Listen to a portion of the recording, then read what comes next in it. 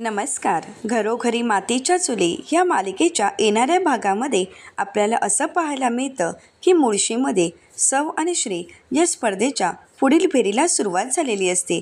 आता स्पर्धेची पुढील फेरी असते ती म्हणजे कानाला हेडफोन लावून आपली समोरची व्यक्ती जे काही आपल्याला सांगत आहे ते आपण ओळखायचं असतं. आणि ज्यावेळी आपल्या कानाला हेडफोन लावलेले असतात त्यावेळी त्या हेडफोनमध्ये म्युझिकही चालू असते. आता ज्यावेळी सारंग हेडफोन लावून ऐश्वर्याला सांगण्याचा प्रयत्न करत असतो त्यावेळी सारंग ऐश्वर्याला म्हणतो, निळ्या रंगाचा शर्ट घातलेल्या माणसाच्या खिशात झुमके आहेत. तर दुसरीकडे ऐश्वर्यानेही आता हेडफोन लावलेले असतात. हेडफोनमध्ये म्युझिक चालू असते. तरीसुद्धा ऐश्वर्याला सारंगचं बोलणं स्पष्ट ऐकू गेलेलं असतं. प्रत्येक शब्द तिला कळालेले असतात. आणि ज्यावेळी सारंग पुन्हा एकदा तिला दुसरी गोष्ट सांगतो त्यावेळीसुद्धा ऐश्वर्याला नीट ऐकू गेलेली असते.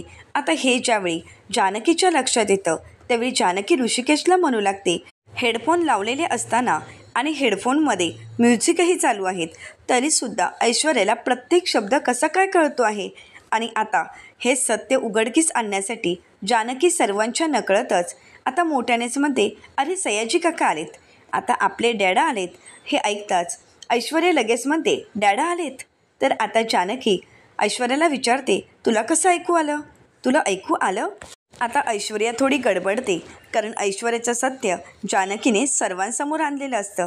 आता ऐश्वर्याने या स्पर्धेमध्ये केलेली चिटिंग पाहता ऐश्वर्याला या खेळातून बाद केलं जाईल का हे पाहणं अतिशय रंजक ठरणार आहे.